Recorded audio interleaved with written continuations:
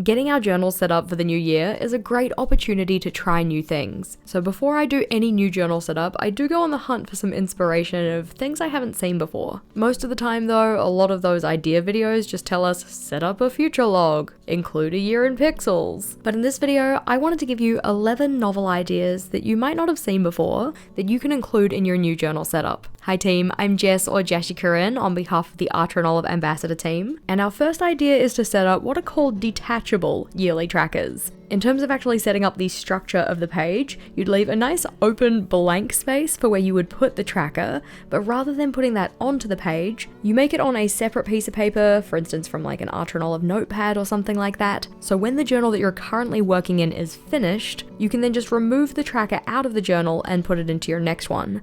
This is especially helpful if, like me, you use multiple journals in one year. I find it quite hard to fit an entire year into just one notebook, so often I'll end up using 2 or 3, and I don't necessarily want to have to reset up my trackers. Instead, we just draw out the tracker on a separate piece of paper, cutting it down so that it's going to fit into our journal, and then we can just attach this piece to the page with some washi tape, maybe some double-sided tape that isn't permanent, and then when we're finished with this journal, we can just pull it out and put it into the next one. The next idea we have here though is what we call XXs in 20XX. It's not a very good name, but effectively it's thinking about a certain number of things that you want to do a certain number of times in a certain year. I often like to tie this to the year number, so for instance 25 25s in 2025, or 25 things I want to do 25 times across the year. The key here is to think about categories that you could do things 25 times in, or realistically do things in that category quite a few times. For instance, for some people, reading 25 books in a year is going to be very accomplishable, whereas for other people, that is quite a stretch. Saving 25 lots of $1,000 might be just a little bit too much, but saving 25 lots of $5 could be the approachable version of that. Another way people sometimes like to do this is doing it as 20 25s rather than 25 25s, effectively taking the year number and then breaking it into halves. So 20 things done 25 times, or whichever numbers you're playing with. You don't have to tie this to the year, I just think it's a little bit of fun, and whenever I set this one up, I like to set it up as a tracker like this. So we have the things listed down the bottom, and then the column is however many spaces tall to accommodate for the number of iterations you're doing. So if you were doing this for 2025 and you wanted to have 25 instances for each of the things, you'd make it 25 spaces tall. Flipping on over though, our next idea is an in case of emergency page. Now it's really good to have this one as a detachable page, so you don't actually have to rip it out of your journal if there is an emergency, but effectively you just want to fill it with any kind of information that might be useful to have if there is some kind of emergency. In particular, we're thinking things like medical emergencies here. What is the key information that a medical professional would need to know in an emergency? And you can set this one up just for yourself, but if you have people who are under your care, then maybe having pages for them as well could be quite useful too. This one is just an example, but things like name, date of birth, blood type, any kind of like medical insurance notes, medical care providers, allergies, current medications or treatments, any key information that might be good for those medical professionals to know in the case of an emergency. The nice part about setting this one up as a detachable page, or something that you kind of just tape into the front of your journal, is 1, you don't have to rip it out of your journal if you're in a hurry, and 2, you can migrate it to your next journal without having to rewrite all that information again, provided nothing's changed. Another idea though is having a list of novel or fun holidays. I really enjoy celebrating little novel holidays, things like Donut Day and Pancake Day. Talk Like a Pirate Day is of course a classic, but to bring a little bit of novelty into our lives, it can be fun to have a summary of those types of holidays in your journal. Most of mine end up being related to food and then consuming said food on the day that we celebrate it. But flipping over, and our next idea is a then and now page, or what I now like to call a then and again because it rhymes.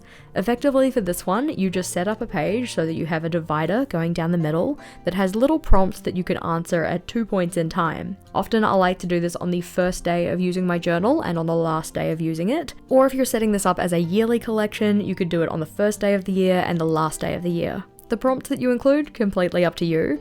Oftentimes I like to do it related to things that are my favorites or things that I've recently tried or accomplished, stuff like that. The examples we have here are a kind of like movie that you've consumed recently, current favorite song, current favorite food, a book that you've read, a word or phrase that you keep using, something you've recently accomplished, your current amount of savings, current weight, something that you're currently hoping for. If you're on social media and trying to grow a following, you could have some statistics related to that, something you were recently inspired by, a color or color combination that you're really into, a recent purchase, something that was a new find, something that you want to try, a current goal, and maybe a favorite place. As said, these are just examples, but I like to have things that I could actually realistically see changing across the span of whatever time period I'm looking at, so the span of the journal or a span of a year, mainly because it gives you a little snapshot in time of what life was like for you in those moments. Another one that I think is a lot of fun is something like a yearly bingo board. Now you might have seen things like a self-care bingo, which is funnily enough related to self-care. This one is kind of similar, except it's just the things that you want to get done in the year that could be self-care related. They could be little goals, it could be little trips and adventures and things that you're trying to do for fun, or it could be super serious stuff. If you are going to do it with super serious stuff, then having something like a reward system can be good, especially if the stuff on the bingo board isn't particularly fun. To try and incentivize yourself to get any given column or row completed, you can set up rewards tied to each one. I kind of like the idea of having a reward system so that each row and each column gets a reward, rather than just the first of either, mainly because it keeps the motivation a little higher to get the rest of the stuff on the bingo board accomplished. On to our next idea. This one is a gamified goal plan. For a lot of us, we're pretty good at maybe setting a goal, like thinking about what we want to accomplish, but then actually getting in and doing it, that's where the trouble starts and things kind of fall apart. If you could set up a system where the little steps that you have to do in working on a goal are something that get you maybe like experience points or have little rewards tied to them,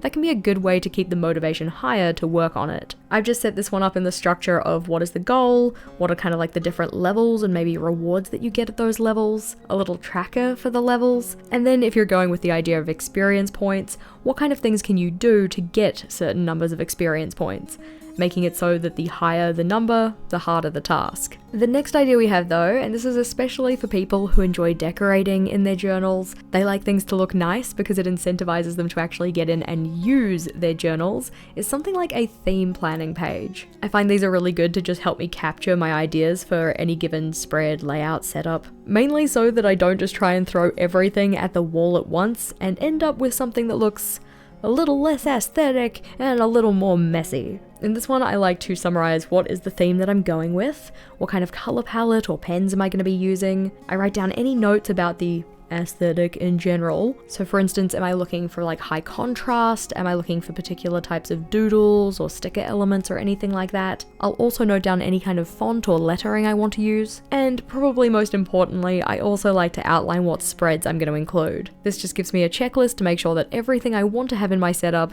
actually gets set up. An idea that I like to do with every yearly journal setup is something like a letter to your future self. This is essentially what it sounds like. At the start of the year, I write out, usually type, I don't like long form handwriting, but I write out a letter to myself to open at the very end of the year. When it comes to attaching this into my journal, rather than writing it directly in here, which kind of like maybe anybody could open to and then see my most private thoughts, I instead typically put it in a little envelope. I just double-sided tape this into the journal, and then inside that I can slip in my note. It effectively becomes like a little keepsake to myself, which is kind of nice. And what you write in such a letter is completely up to you. I typically write things about what the last year had in store for me, like kind of accomplishments, wins, challenges from the prior year, and also any hopes for the upcoming year. That means that, for instance, at the start of 2024, I was writing about what happened in 2023 and my hopes for 2024. That means at the end of 2024, I can open up that letter, reminisce about the things that happened a full year plus ago, and also consider, did I actually accomplish those things that I hoped for myself this year? I also like to offer myself some words of encouragement. It's nice to be your own biggest cheerleader. A lot of times we have a bit of a kind of like negativity bias. We often think about things that we haven't accomplished more than the things we have. So offering yourself some kind words before you start the year is just a nice little thing that we can do for future us. This layout idea though is a monthly stats tracker. Now, very much depends on what kind of stats you want to track, but essentially anything related to a number value is a stat that you could track. For instance, it could be related to money, so money in, money out, possibly the overall total then to see if you're tending in the right direction based on your savings goals. If you're on social media, it could be related to followers, subscribers, any kind of stats related to that. It could be a weight loss or even weight gain goal, or any kind of number that you can tie to something that you're trying to do more of. For instance, if you're finding that you're not really listening to a lot of new music, maybe you could have one related to how many new songs you tried, and then even how many of them you liked versus how many of them you didn't. If you're really into reading, it could be monthly reading stats. It just makes for a really nice way to see your progress across the year, and also highlights that maybe just because one month wasn't really great in terms of whatever it was you were trying to do, doesn't mean that every single month in the year has been a write-off. Another layout that I really like to have in my journal is something like a productivity level board. Now, oftentimes you see these ones made on a monthly basis, something like this one where you have a row for each of the days of the month, so 1 through 15 here, and then 16 to 31 here, and then each of the little boxes just gets filled in with something that you did that was productive in the day. I like to color code mine so I can kind of see the different areas. So work here was in this kind of like lighter yellow, then stuff related to content creating was in a golden yellow, so on and so forth. But you can also set this one up so that it is an annual page. Rather than the days of the month here, we have the week numbers, so 1 to 26 and then 27 to 52. And then you list out all of the different little things that you can do in the week to feel productive. This could be related to like housework or regular work, finances, social connection. I don't like to limit my productivity stuff to just things that are like traditionally productive, because I think that taking a day off and resting, that's productive too. Giving yourself that opportunity to fill your cup means that when you come back to your traditional work, you're going to be more effective. So I like to add that kind of stuff to a list of productive tasks too. Once you've got the list though, you then just tie it to either different color codes, different symbols. Like we had in this example, I like to use little icons that I can draw kind of easily to represent the different tasks. And then in any given week that you do those things, you can just color in or draw in to indicate that it's been done. That means that across the year, for any of the given weeks, you end up with this kind of little bar graph that shows you how productive each of your weeks were, with the further the bar going across or the longer the bar being, meaning a more productive week. These are just some of the ideas of things that you can put into a new journal setup, and I'd love to know which of them you'd be most inclined to try out, but more importantly, what is it that you put into your journal setups time and time again? Let me know in the comments below, but if you were still on the hunt for more journal inspiration, then either of these videos is the next one to check out. Click or tap on either of those and I'll see you over there.